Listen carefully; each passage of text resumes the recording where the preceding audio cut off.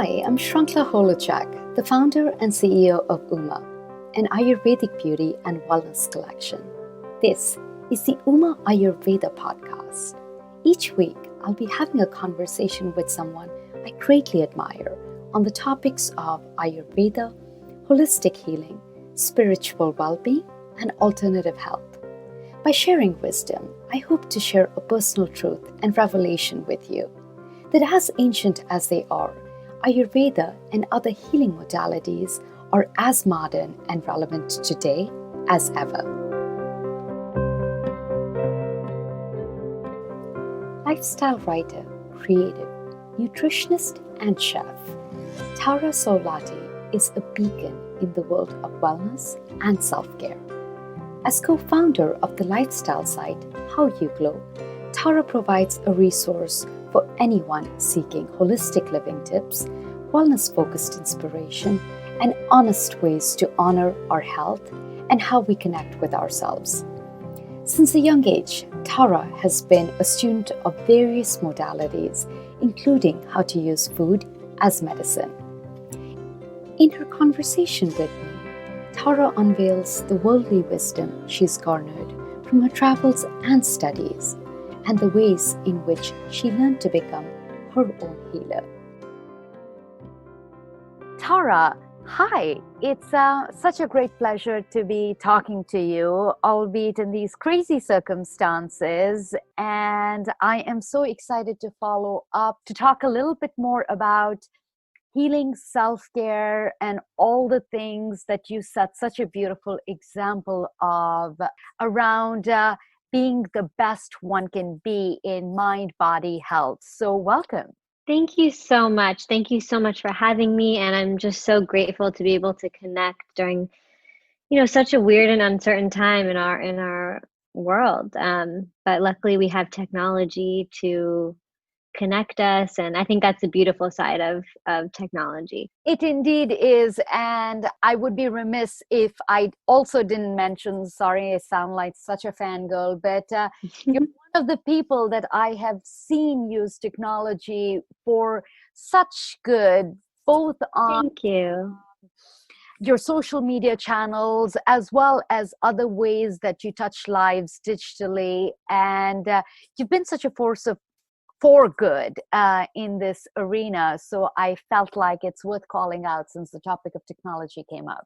Thank you. Thank you. I really, truly, truly appreciate that. I have the biggest smile on my face. I just feel like, especially those of us who have expertises and we've studied, and I think having a platform, it's almost your duty to share and offer up your wisdom to the world, and make that a positive experience, so that what I've learned, I'm able to parlay that into someone else's lives and affect their life, and hopefully they take that in and they add it to their lives and make themselves better. So it's just kind of like a chain reaction in a way. And I'm glad you touch on that virtuous circle, as well as very grateful for you and all the wisdom that you have to share, because Ayurveda in particular for a very long time was just an oral tradition. For thousands of years, it was just orally communicated. So much of the wisdom that remains today and touches so many lives very positively, certainly mine, came from a similar mindset and goodwill as yours, of people taking the initiative with their wisdom and passing it along. So thank you to you, and thank you for the thousands of sages who did that for Ayurveda many thousands of years ago. And I feel like this is a good segue into getting insight into your world, which, Tara, is such a comprehensive and thoughtful journey and approach of taking care of yourself. It's also a stunning and beautiful to follow example. But I'd like to start out with the understanding if there were some precipitating factors, or it was intuitive, or what brought about this way of life for you. Yeah, thank you for asking that. So for me, my journey really began when I was in my early teens, I was diagnosed with Crohn's disease at the age of 14. And it was something that I knew had to do with my gut. And, and the gut is related to food and the stomach and all of that. So I got very curious as to how food could affect my body. And I learned about different eating modalities like veganism, vegetarianism, even Ayurveda. I was introduced to an Ayurvedic healer around the age of 15 and really learned about the power of food and how it can push forward healing. And from there, after I went to school, I went to college, I studied business. But all throughout then, I was kind of trying to learn and teach myself how to cook healthy food. And I was always obsessed with food as well as when I was younger. So I fell across this natural food cooking school one summer when I was living in New York City. I told myself, when I graduate college, I have to go to this school. So I went to this amazing school called the Natural Gourmet Institute, and that was truly where I think I've learned the most in my whole life. They not only taught us about natural foods and the best ingredients to use, it was a much more holistic approach to food as medicine, about your daily practices, and it's just very practical knowledge that should honestly be like a God-given right to every person. But sometimes through history, I think especially in this country, a lot of that knowledge has really dissipated. So I was so grateful to learn that knowledge. And from that school, I was introduced to a holistic nutrition program through which I decided to join, and I became certified.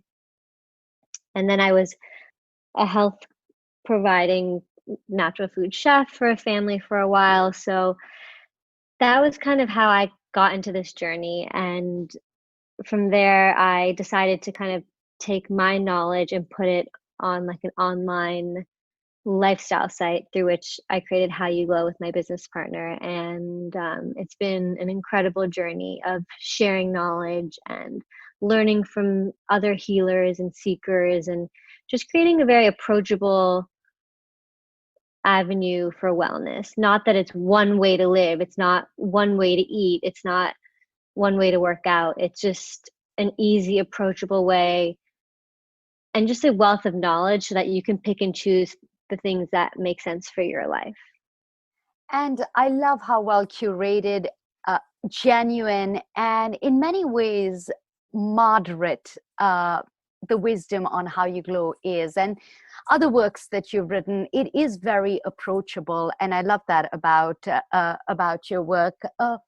Tara, as I'm sure many are struggling with either diagnosed or undiagnosed gut chronic disorders and are maybe just starting on their journeys. I'd like to hear if you found things that challenged you as you discovered this path and how you navigated some of those challenges.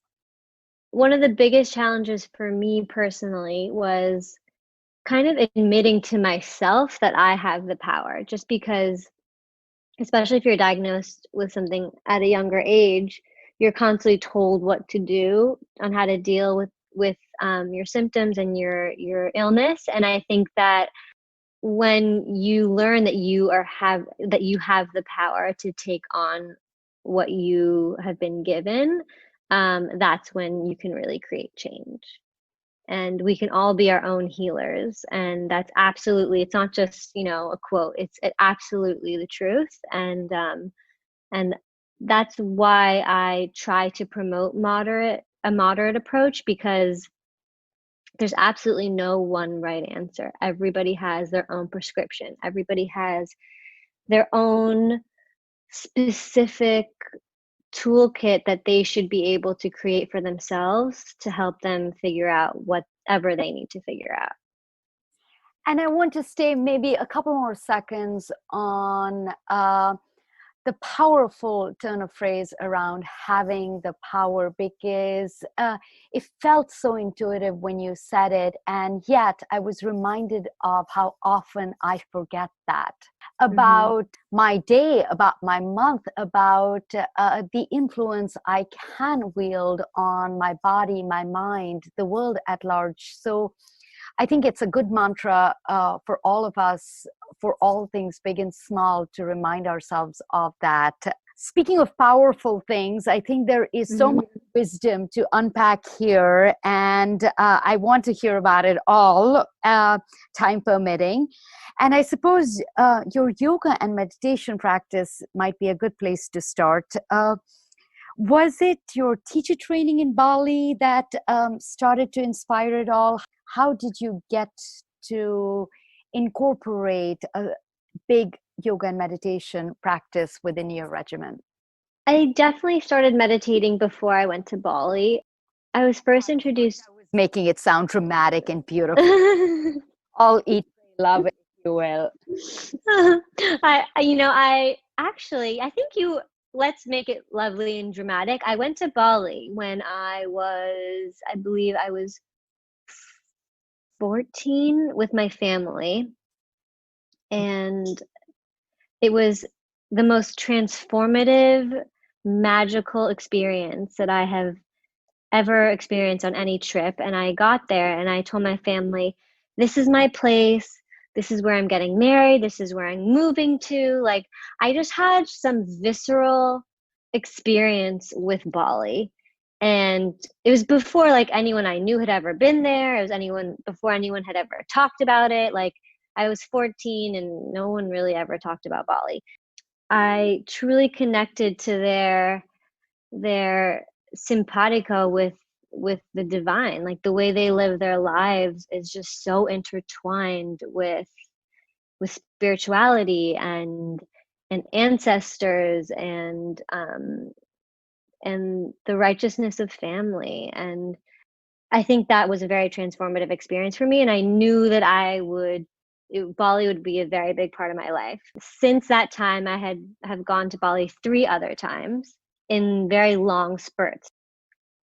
Being in that place, just kind of being exposed to that connection of self, I think really resonated with me. And I brought that back home with me, and I got deep into yoga and learned about different kinds of meditation. I got trained in Vedic meditation.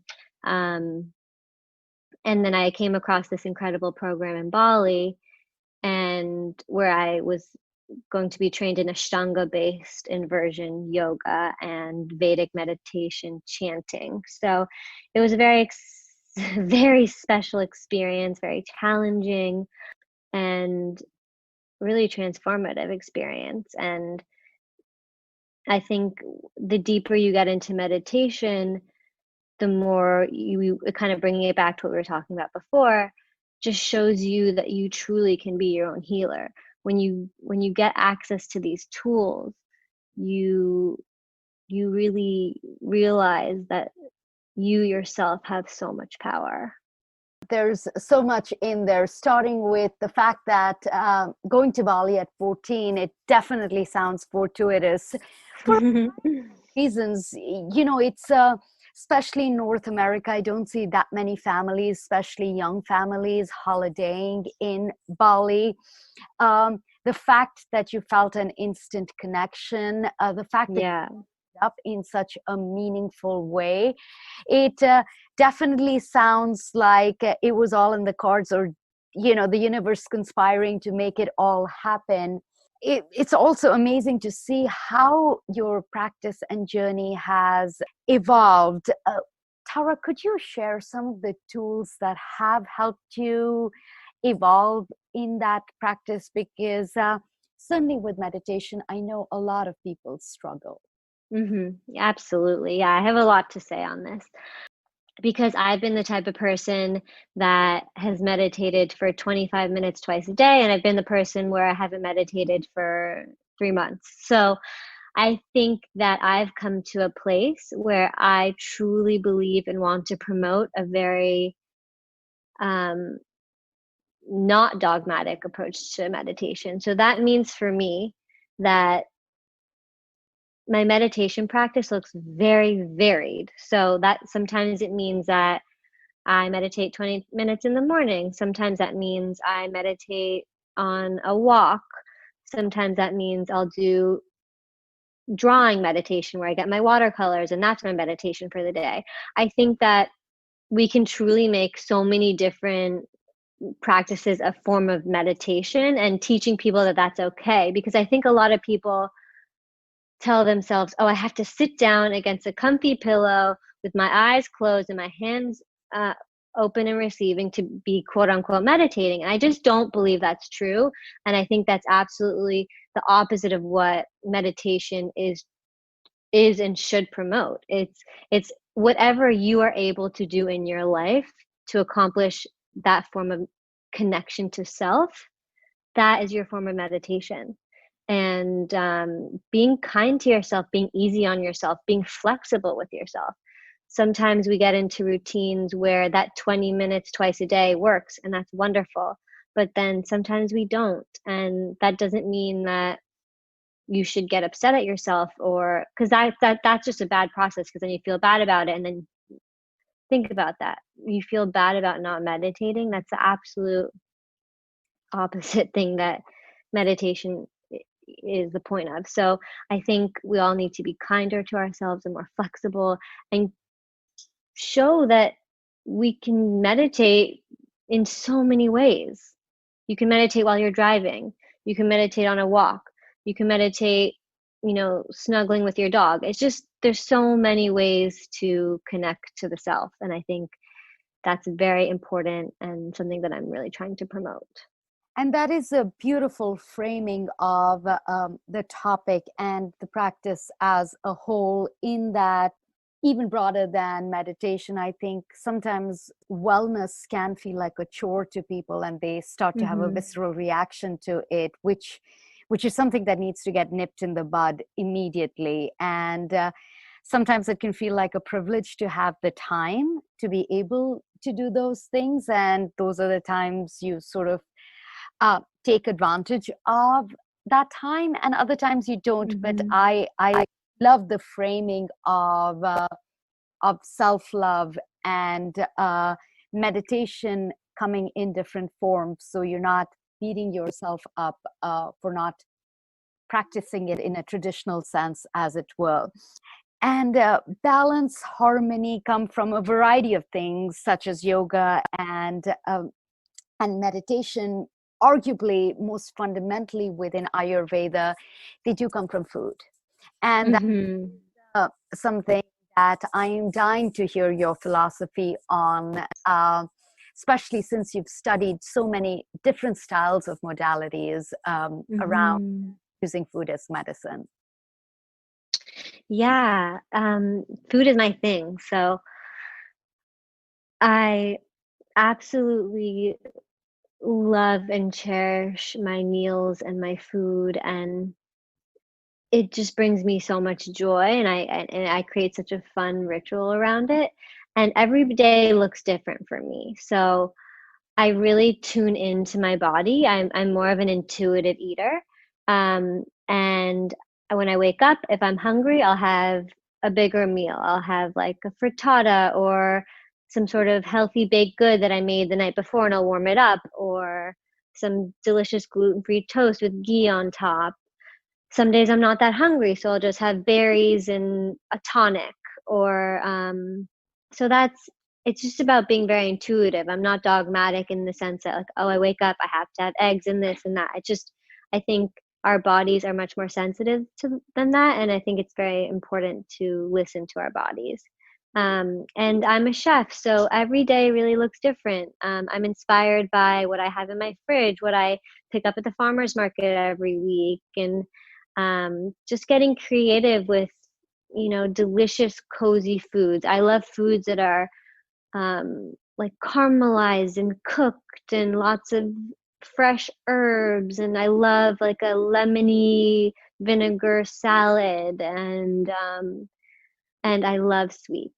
And I won't deny myself of that. I've done that in the past, and it just doesn't serve me. And and sweet, like a delicious date with nuts or healthy chocolate. And I just feel like food is so not only nourishing to my body, but it's truly nourishing to my soul. And I really honor that. And there is something so natural about intuitive eating that is underscored in Ayurveda, both in terms of food and hydration, that it's nice to see you honor that. Further, if there was a mindset or a philosophy that you could impart on our listeners to make eating more delightful and more more celebratory and intuitive every day, would there be something that we can take right away and add to our eating habits? Well, I think that just I first off think distinguishing the foods that bring you joy. So that means tapping into your eating habits. And I think all of us can name, you know, the foods that bring us the most joy and really honoring that and allowing yourself to eat those things. And let's say your favorite food is sweet potatoes, and that, you know what I mean, like making room for that and finding delicious ways to honor that. And or if your favorite food is chocolate, like figuring out how to make that fit into your routine and in a way that doesn't upset you or make you stressed out, or um, just getting in tune with yourself and really listening to what your body wants. It's like there's sounds there if you listen. Like we can mask those sounds by just eating and not thinking, and I don't think that's a very fulfilling way to go about, a food philosophy. You're totally right. That definitely is true, both in terms of the sounds as well as, at least speaking for myself, sounds that I may have concealed Yeah. consciously or subconsciously, that definitely need giving more credence to. So that's Yeah. for me right away. Tara, you're also a healer. Tell me about that. Yeah. So as a health coach, I've been,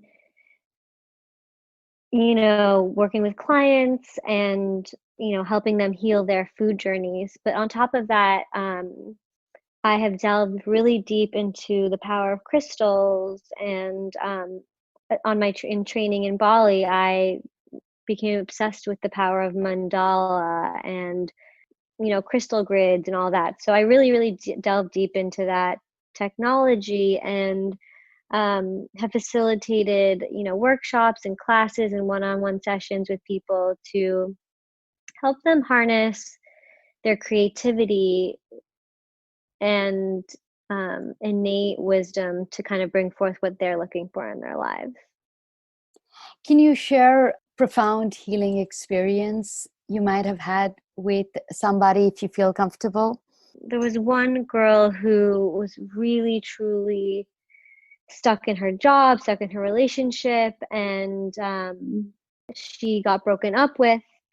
And, we worked together, and I kind of advised her she honestly had never traveled before.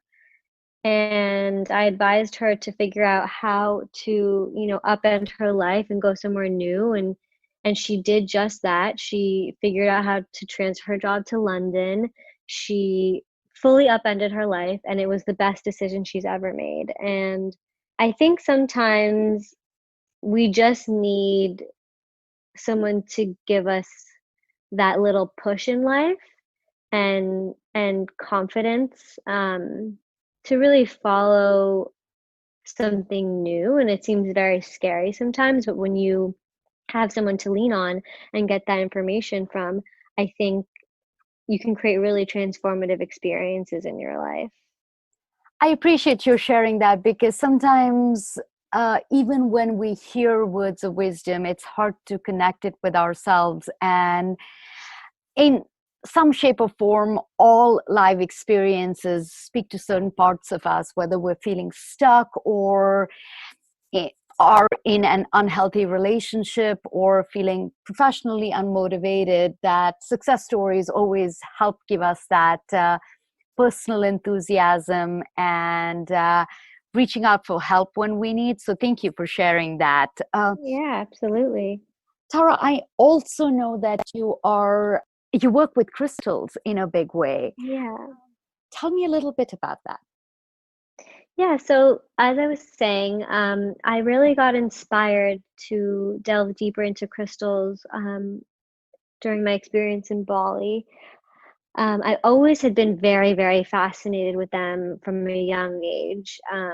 When I was in Girl Scouts, actually, I was like 7 or 8. We stumbled upon this crystal show on one of our like Girl Scout trips, and I just was collecting little rocks and all these little baby crystals and stuff since I was young. And I just have a very, very strong affinity to them, as many, many people do.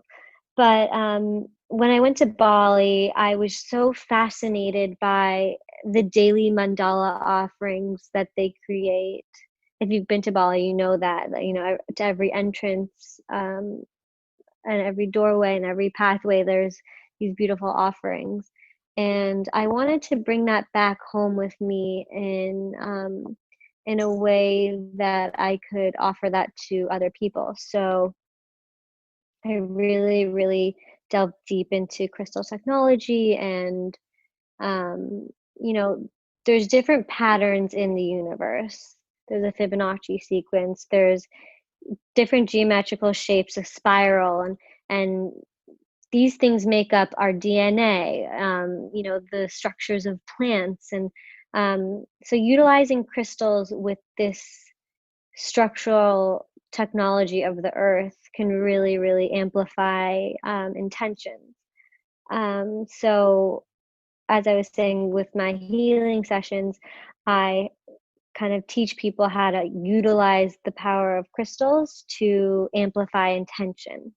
So, you can be very specific with crystals in that way, or you can not. You don't crystals can go both ways. So you can just get a crystal, put it in your home. If you resonate with that crystal, bring it to you and you can just let it be. Or you can use them as specific tools to amplify what you're looking for in your life. So it's really dynamic. Crystals are very dynamic and they can bring you as much as you'd like them to, or you can just let them be and work their magic on their own. And on top of that, they're just such beautiful gems that come from Mother Earth, and it's just a beautiful reminder of Earth energy that I think is so lovely to have around. It really is. And it makes me wonder what your philosophy on getting started with crystals is. Do you feel that it is best to do it via a consult, or do you think it's okay to get started on one's own and see an expert practitioner at a later time? Because I could see it both ways. Yeah, I agree. I think absolutely both ways. I think kind of going back with my approach to life in general, I'm just not a very dogmatic person. So I think if you feel called to wanting to get specific with an expert and get a consult, that's what you should be doing. Or if you're that person that says, no, I want to learn on my own, I want to just feel it out, then that's what you should do. So I think that's what's so beautiful about crystals, is that there's no one way to interact with them, there's no one way to use them, and they serve different purposes for different people. So and I think the first step with any crystal is you should be drawn to it. It shouldn't be something that this person said, oh, that's a good crystal, you should get it. It has to be an intimate relationship with that crystal, with that specific shape of that crystal, how that crystal feels in your hand, the energy you feel when you hold it. So it's a very, very unique and prescriptive experience. And I don't always necessarily agree with somebody picking out a crystal for you. I think that crystal healer should guide people towards a crystal, not, be very dogmatic in how they tell other people to use it. Is there a resource or a book that you like to advise to someone who might be just starting to understand crystals or is curious about it? Obviously, you've got me very curious about a consultation with you. Do you make that available to other people? And what's the best way for some of our audiences? I know you're based in Los Angeles, to go about that. Absolutely. Yeah. So your first question, the Book of Stones is the Bible, I would say. So I can give you a link to that if you want to share that with the listeners. Will do. It's an incredible resource. And secondly, I can share my email with you, and I set up one-on-one consults, and if you're in LA, I can take you to one of my sources, and we can, do like a session and pick out some crystals together. And that, just through email, we can do that. So it's a really, really lovely experience. And it's one that I get a lot of questions around because crystals and metals have a very revered place in Ayurveda, not just in balancing one's own energy with the earth. It also goes back to how other planets and Vedic astrology has an impact on your life, your health, your mental balance, your emotional well-being, your relationships. And crystals and metals show up often in ways to manage that within Vedic astrology. So it's definitely one arena that we get a lot of questions around.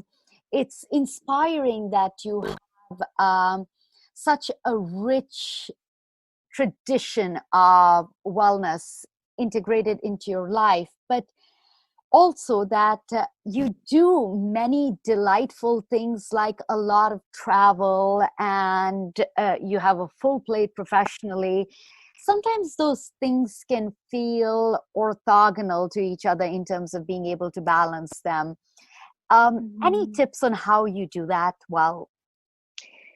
Yeah, I think that I have made wellness practices such an ingrained part of my daily routine that I don't really stress about staying well when I travel. Like, for example, I always have a ton of water with me on the airplane. I drink a lot of warm water with lemon.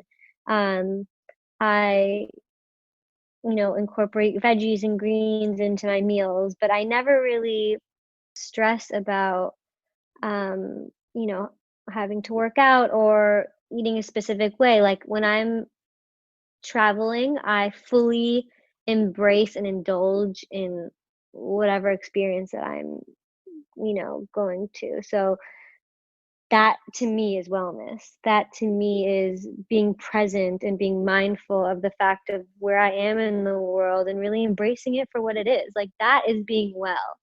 And not going absolutely overboard, but really honoring where you are in the world and like making that the norm instead of being so stuck to one rigid way of being well. Um, that hasn't served me in the past. And I feel like once you really embrace being in a different culture and living a different life, like that shows you how resilient you are. And that shows you how dynamic you are, that you can be in a different place in the world and adapt and learn that culture and be that way and still be well. So I think it's a practice of like being mindful and being very present with where you are. That is indeed very sage. And having met you, I can see that you embody that in such a beautiful, practical, and real way, because there is an energy around you that seems very much at peace and connected to one's surroundings. So there's that much more reason for us to be taking this seriously and trying our best to be present and make wellness enjoyable, because that's pretty much the only way something sticks, is when it's intuitive, it's pleasurable, it's moderate, and which is something that we have very much been trying to do with the dissemination of Ayurvedic principles, because they are at bottom all of those things, and wherever you are in your wellness journey is okay. So those fighting words seem like a great place to leave our listeners with, and to think about everything wonderful that you've shared with us during this conversation. Tara, any words or any parting thoughts that we may have not covered, but that help you stay inspired every day? Well, thank you so much for your kind words. And I would just love to leave everyone with kind of just hammer home this sense of moderation. And in some ways, this is one of my favorite quotes. It's learn the rules like a pro so you can break them like an artist. Learn yourself inside and out, and allow yourself to stray from that as well, and indulge in the things that you love and bring you joy, and allowing your that variance in your life. That's what makes you so vibrant and happy. And I want to share with people that that's okay to have that dynamic self. That is a great call to action. I certainly am inspired to do a little bit more of that than I already have been trying to do.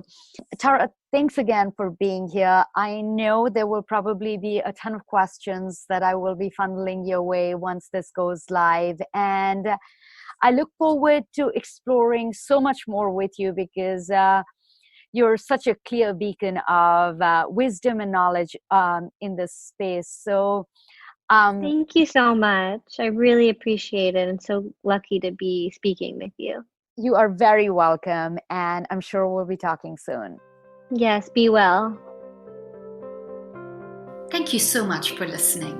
If you'd like more information on our guests and the additional references during our conversation, please visit us at umaoils.com. That is U-M as in Mary, AOILS.com.